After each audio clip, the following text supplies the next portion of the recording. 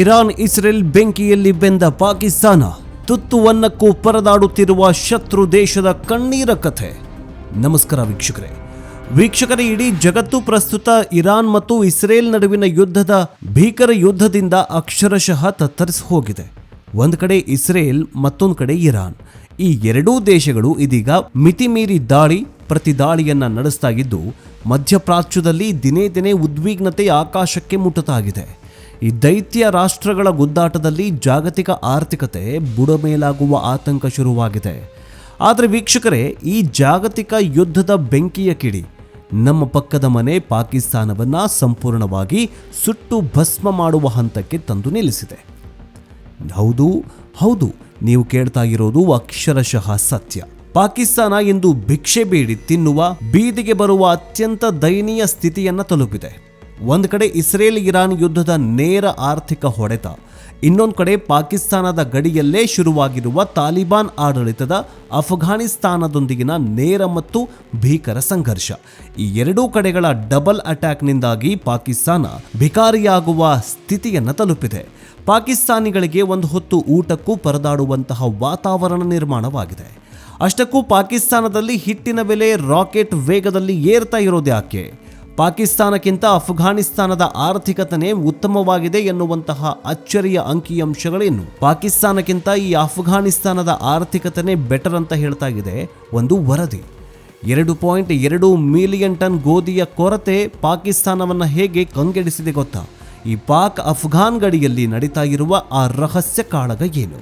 ಬನ್ನಿ, ಇವತ್ತಿನ ಈ ಡೀಟೇಲ್ ವಿಡಿಯೋದಲ್ಲಿ ಆಂತರಿಕವಾಗಿ ಸಂಪೂರ್ಣವಾಗಿ ಕುಸಿದು ಬಿದ್ದಿರುವ ಪಾಕಿಸ್ತಾನದ ಕಣ್ಣೀರ ಕಥೆಯನ್ನ ಎಳೆಯಾಗಿ ಬಿಚ್ಚಿಡ್ತೀವಿ. ಆದರೆ ಅದಕ್ಕಿಂತ ಮುಂಚೆ ವೀಕ್ಷಕರೇ, ತಾವು ತೋಡಿದ ಗುಂಡಿಗೆ ಪಾಕಿಸ್ತಾನ ತಾನೇ ಬೀಳ್ತಾ ಇದೆಯಾ? ಇರಾನ್ ಇಸ್ರೇಲ್ ಯುದ್ಧ ಪಾಕಿಸ್ತಾನವನ್ನ ಸಂಪೂರ್ಣವಾಗಿ ದಿವಾಳಿ ಮಾಡುತ್ತಾ? ಪಾಕಿಸ್ತಾನಕ್ಕಿಂತ ಅಫ್ಘಾನಿಸ್ತಾನದ ಆರ್ಥಿಕತೆ ಉತ್ತಮವಾಗಿದೆ ಅಂತ ಅಂಕಿಅಂಶಗಳ ಬಗ್ಗೆ ನಿಮ್ಗೇನನ್ಸುತ್ತೆ? ನಿಮ್ಮ ಪ್ರಾಮಾಣಿಕವಾದ ಅನಿಸಿಕೆ, ಅಭಿಪ್ರಾಯಗಳನ್ನು ಕಮೆಂಟ್ ಬಾಕ್ಸ್ನಲ್ಲಿ ತಪ್ಪದೆ ತಿಳಿಸಿ, ಮುಕ್ತವಾಗಿ ಚರ್ಚೆ ಮಾಡೋಣ. ಪಾಕಿಸ್ತಾನದ ಈ ದಯನೀಯ ಸ್ಥಿತಿ ಮತ್ತು ಜಾಗತಿಕ ರಾಜಕಾರಣದ ಈ ಅಸಲಿ ಸತ್ಯ ಪ್ರತಿಯೊಬ್ಬರಿಗೂ ತಲುಪುವಂತೆ ಈ ವಿಡಿಯೋವನ್ನು ನಿಮ್ಮ ವಾಟ್ಸ್ಆ್ಯಪ್ ಮತ್ತು ಫೇಸ್ಬುಕ್ ಗ್ರೂಪ್ಗಳಲ್ಲಿ ಪ್ರತಿಯೊಬ್ಬರಿಗೂ ಮರೆಯದೆ ಶೇರ್ ಮಾಡಿ. ಬನ್ನಿ, ವಿಡಿಯೋವನ್ನು ಶುರು ಮಾಡೋಣ.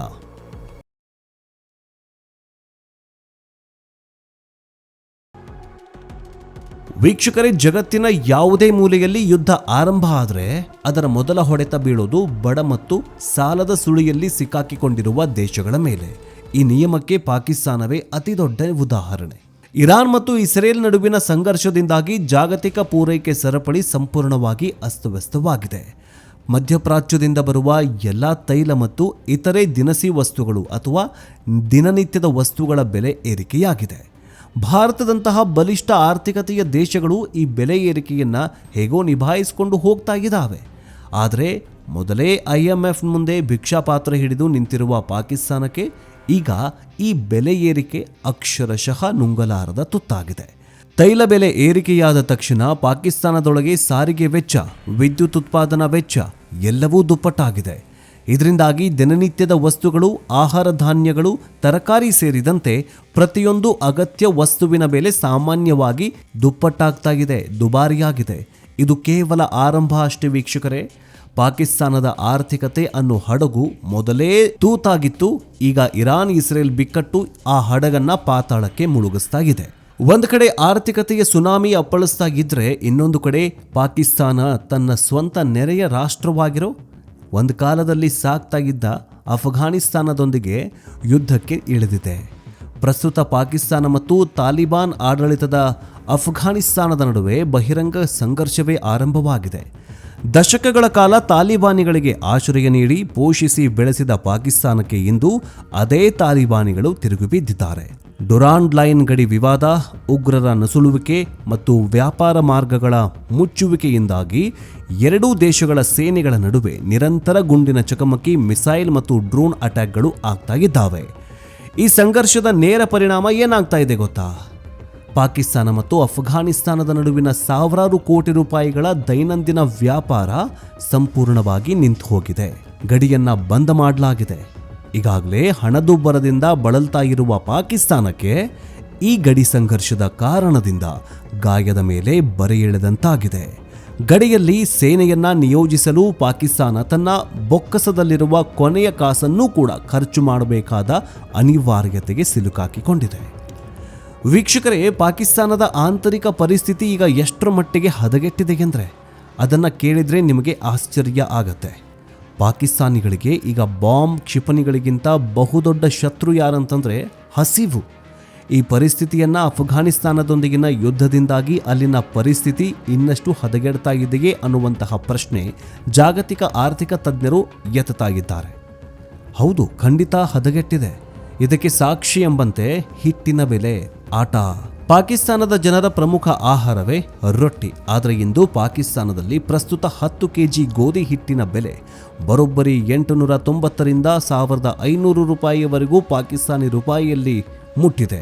ಅಂದರೆ 1 ಕಿಲೋಗ್ರಾಂ ಹಿಟ್ಟಿನ ಅಂದರೆ 1 ಕೆಜಿ ಗೋಧಿ ಹಿಟ್ಟಿನ ಬೆಲೆ 90ರಿಂದ 150 ರೂಪಾಯಿ ಪಾಕಿಸ್ತಾನಿ ರೂಪಾಯಿಗಳಲ್ಲಿ ಮಾರಾಟವಾಗ್ತಾ ಇದೆ. ಒಂದು ಸಾಮಾನ್ಯ ಕೂಲಿ ಕಾರ್ಮಿಕನಿಗೆ ತನ್ನ ಕುಟುಂಬಕ್ಕೆ 2 ಹೊತ್ತಿನ ರೊಟ್ಟಿ ತಂದುಕೊಡೋದೇ ಜೀವನದ ಅತಿ ದೊಡ್ಡ ಸವಾಲಾಗಿ ಪರಿಣಮಿಸಿದೆ. ಇದೇ ರೀತಿ ಹಣದುಬ್ಬರ ಇನ್ನೂ ಕೂಡ ಹೆಚ್ಚಾದರೆ ಪಾಕಿಸ್ತಾನಿಗಳಿಗೆ ತುತ್ತು ಅನ್ನಕ್ಕೂ ಪರದಾಡುವ ಬೀದಿ ಕಾಳಗಕ್ಕೆ ಇಳಿಯುವ ಪರಿಸ್ಥಿತಿ ಎದುರಾಗಲಿದೆ. ಈ ಪಡಿತರ ವಿತರಿಸುವ ಟ್ರಕ್ಗಳ ಹಿಂದೆ ನೂರಾರು ಜನ ಮುಗಿಬಿದ್ದು ಕಿತ್ತಾಡಿಕೊಳ್ಳುವಂತಹ ದೃಶ್ಯಗಳು ಪಾಕಿಸ್ತಾನದಲ್ಲಿ ಈಗ ಸಾಮಾನ್ಯವಾಗಿದೆ.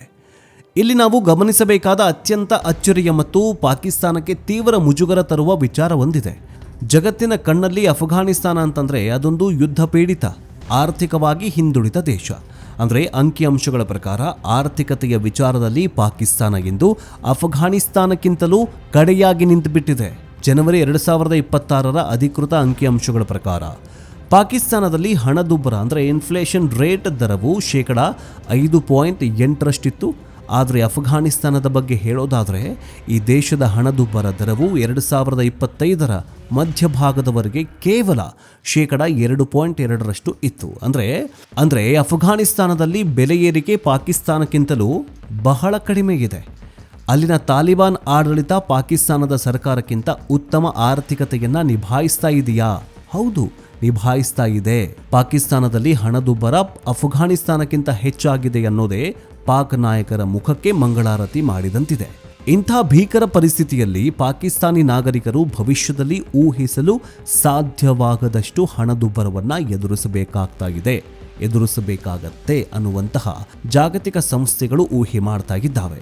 ಇದಕ್ಕೆ ಪ್ರಮುಖ ಕಾರಣ ಪ್ರಸ್ತುತ ಪಾಕಿಸ್ತಾನದಲ್ಲಿ ಬರೋಬ್ಬರಿ 2.2 ಮಿಲಿಯನ್ ಟನ್ ಅಂದರೆ 22 ಲಕ್ಷ ಟನ್ ಗೋಧಿಯ ಬೃಹತ್ ಕೊರತೆ ಇದೆ. ಪಾಕಿಸ್ತಾನದಲ್ಲಿ ಬೆಳೆಯುವಂತಹ ಗೋಧಿ ಸಾಕಾಗ್ತಾಗಿಲ್ಲ. ಹೊರಗಿನಿಂದ ಆಮದು ಮಾಡ್ಕೊಳ್ಳೋಣ ಅಂದರೆ ಹೊರಗಡೆಯಿಂದ ನಮ್ಮ ಭಾರತನೋ ಅಥವಾ ಈ ಬಾಂಗ್ಲಾದೇಶನೋ ಅಕ್ಕಪಕ್ಕದವ್ರ ಕಡೆಯಿಂದ ತರಿಸ್ಕೊಳ್ಳೋಣ ಅಂತಂದರೆ ಪಾಕಿಸ್ತಾನ ಸರ್ಕಾರದ ಬಳಿ, ಶಹಬಾಜ್ ಶರೀಫ್ ಬಳಿ ದುಡ್ಡಿಲ್ಲ.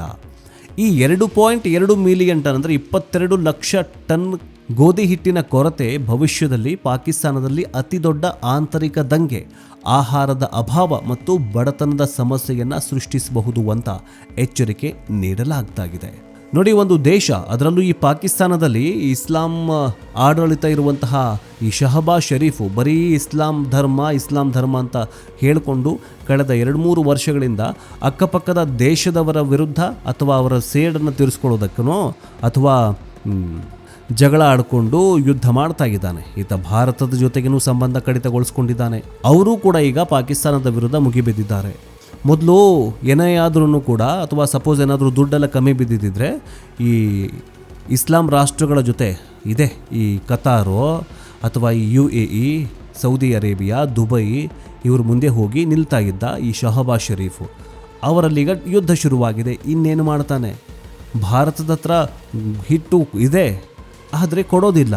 ಅವನಾಗವನು ಕಾಲು ಬಿದ್ದರೆ ಅವನು ಕ್ಷಮಿಸು ಭಾರತ ಅಂತ ಶಹಬಾಜ್ ಶರೀಫ್ ಬಂದು ಕಾಲು ಬಿದ್ದರೆ ಮಾತ್ರ ಭಾರತ ಸಪ್ಲೈ ಮಾಡುತ್ತೆ, ಇಲ್ಲಾಂದರೆ ಮಾಡೋದಿಲ್ಲ.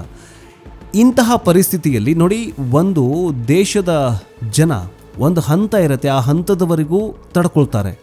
ಈ ಹಸಿವು ಅನ್ನುವಂತಹ ಯುದ್ಧ ಇದೆಯಲ್ಲ ನೋಡಿ, ಒಂದು ದೇಶದ ಮೇಲೆ ಅಥವಾ ಈ ಪಾಕಿಸ್ತಾನದ ಮೇಲೆ ತಾಲಿಬಾನಿಗಳಾಗಲಿ ಅಥವಾ ಈ ಭಾರತನೇ ಆಗಲಿ ಎಷ್ಟೇ ಮಿಸೈಲ್ ಹಾಕಿದ್ರೂ ಅಲ್ಲಿನ ಶಹಬಾಜ್ ಶರೀಫು ಅಲ್ಲಿನ ಜನರ ಮೈಂಡ್ ರಿಫ್ರೆಶ್ ಮಾಡಬಹುದು, ಧರ್ಮ ಅಂತ ಹೇಳಿಬಿಟ್ಟು. ಆದರೆ ಜನ ಎಷ್ಟಂತ ತಡ್ಕೊಳ್ತಾರೆ? ಅದೇ ಹಸಿವು ಅನ್ನುವಂತಹ ಮಿಸೈಲ್ ಬಿದ್ದರೆ ಜನರ ಮೇಲೆ ಅದನ್ನು ತಡ್ಕೊಳ್ಳೋದಕ್ಕೆ ಸಾಧ್ಯವಿಲ್ಲ. ಶಹಬಾಜ್ ಶರೀಫ್ ಏನಾದರೂ ಈ ಪಾಕಿಸ್ತಾನಿ ಜನರ ಕೈಗೆ ಸಿಕ್ಕಾಕೊಂಡ ಅಂತಂದರೆ ಪಕ್ಕ ಅವನಿಗೆ ಕಲ್ಲು ಹೊಡೆದು ಸಾಯಿಸಿಬಿಡ್ತಾರೆ. ಇದು ಮಾತ್ರ ನಿಜ. ಕಾರಣ ಅಷ್ಟು ಪಾಕಿಸ್ತಾನದಲ್ಲಿರುವಂತಹ ಜನ ರೊಚ್ಚಿಗೆದ್ದಿದ್ದಾರೆ. ಹಸಿವು ತಳ್ಕೊಳ್ಳೋಕ್ಕಾಗ್ತಿಲ್ಲ. ನೋಡಿ, ಎಷ್ಟೇ ಈಗ ನಮ್ಮಲ್ಲಿ ಈಗ ₹1 ಏನೇ ಒಂದು ತೊಗೊಳೋಕೆ ಹೋದ್ರೂ ಕೂಡ ಎಲ್ಲ ಹಣದುಬ್ಬರ. ಏನು ಮಾಡ್ತಾನೆ ಜನಸಾಮಾನ್ಯ? ಒಂದು ಹೊತ್ತು ಊಟ ಸಿಗಲಿಲ್ಲ ಅಂತಂದರೆ ರೊಚ್ಚಿಗೆಳ್ತಾನೆ. ಇನ್ನೊಂದು ಸರ್ತಿ ಶ್ರೀಲಂಕಾನೂ ಈ ಬಾಂಗ್ಲಾದೇಶದಲ್ಲಿ ಆಯ್ತಲ್ಲ, ಅಂದರೆ ಈ ಪ್ರಧಾನಿಗಳ ಮನೆ ಹೊಕ್ಕು ಹೊಡೆದಾಕ್ಬಿಟ್ರಲ್ಲ, ಹಾಗೆ ಪಾಕಿಸ್ತಾನದ ಶಹಬಾಜ್ ಶರೀಫ್ನ ಯಾವಾಗ ಹೊಡೆದಾಕ್ತಾರಂತ ಕಾದು ನೋಡಬೇಕು. ಆ ದಿನಗಳಿಗೂ ಕೂಡ ಕೌಂಟೌನ್ ಶುರುವಾಗಿದೆ, ನೋಡೋಣ. ಒಟ್ಟಾರೆಯಾಗಿ ದಶಕಗಳಿಂದ ಭಾರತದ ವಿರುದ್ಧ ಭಯೋತ್ಪಾದನೆಯನ್ನ ಬೆಳೆಸ್ತಾ ಕಾಶ್ಮೀರದ ಜಪ ಮಾಡುತ್ತಲೇ ಕಾಲ ಕಳೆದ ಪಾಕಿಸ್ತಾನಕ್ಕೆ ಇಂದು ಕಾಲವೇ ತಕ್ಕ ಶಾಸ್ತಿ ಮಾಡ್ತಾಗಿದೆ. ತನ್ನ ದೇಶದ ಜನರಿಗೆ ಹಿಟ್ಟು ಕೊಡಲಾರದ ಸರ್ಕಾರ ಇಸ್ರೇಲ್ ಮತ್ತು ಇರಾನ್ ನಡುವಿನ ಜಾಗತಿಕ ಬಿಕ್ಕಟ್ಟನ್ನು ನಿಭಾಯಿಸುವುದಕ್ಕೆ ಸಾಧ್ಯನಾ?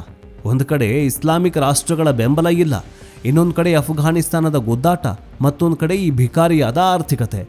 ಎಲ್ಲ ಅಂಶಗಳು ಪಾಕಿಸ್ತಾನವನ್ನು ನಿಧಾನವಾಗಿ ಆದರೆ ಖಚಿತವಾಗಿ ಸರ್ವನಾಶದ ಹಾದಿಯತ್ತ ಕೊಂಡೊಯ್ಯುತ್ತೆ.